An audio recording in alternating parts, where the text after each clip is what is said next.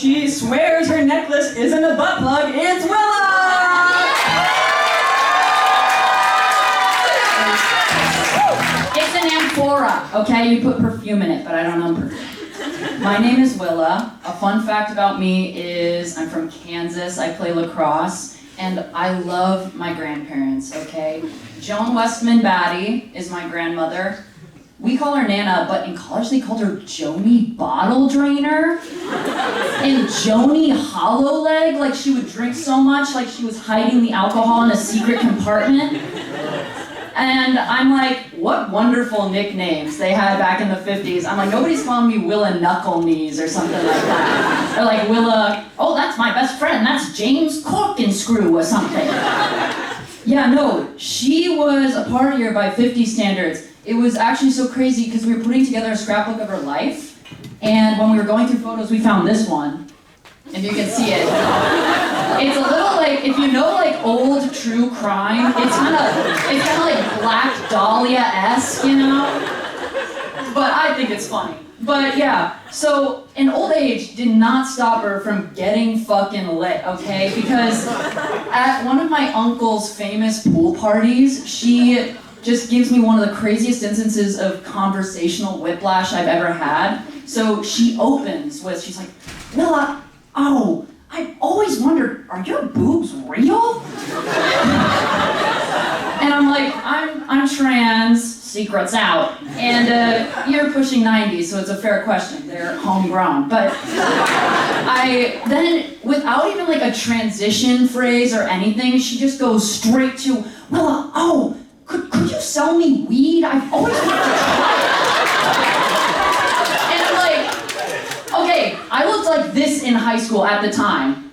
You can't really see it, but this is the second time I smoked weed, and if you can't tell, it made me terrified.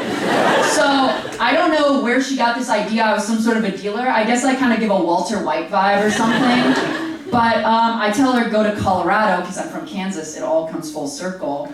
Go to Colorado, the next state over, you can get weed for legal and not make your daughter break the law. So she uses it as an excuse for a golf trip. She hits the links in Boulder, and when she gets back, she calls me up, she's like, oh, Willa, could you trip sit me? I'm so nervous. And, you know, my friend Connie Weaver's gonna be there. And this was the first party I was invited to in high school, and in attendance was Nana, my grandpa pal, Uncle David, and Connie Weaver. And let me tell you, Connie Weaver is maybe the most depressing old person alive. Our first conversation went a little like this. Oh, hey, you know, I'm ready to go. I'm ready to join Ralph up there. And that is exactly the vibe she brought to the smoke sesh.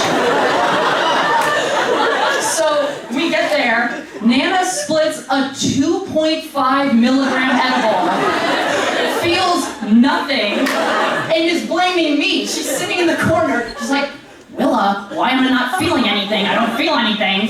This isn't like back in college when I used to guzzle. And so she kicks me out of the smoke sesh group.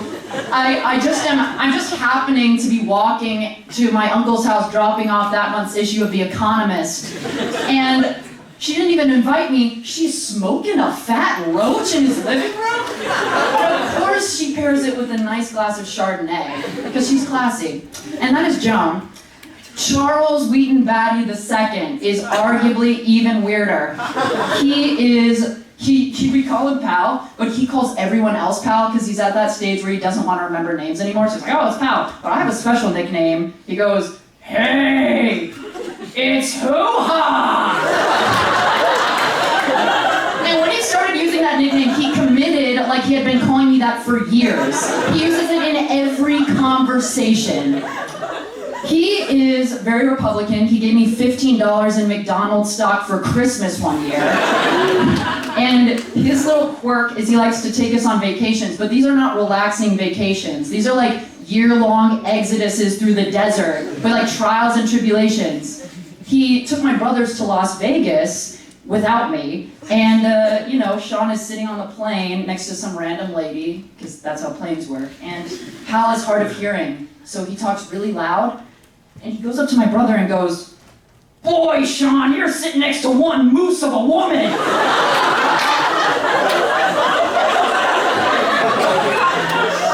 He has to sit next to this woman for the 3-hour flight to Las Vegas.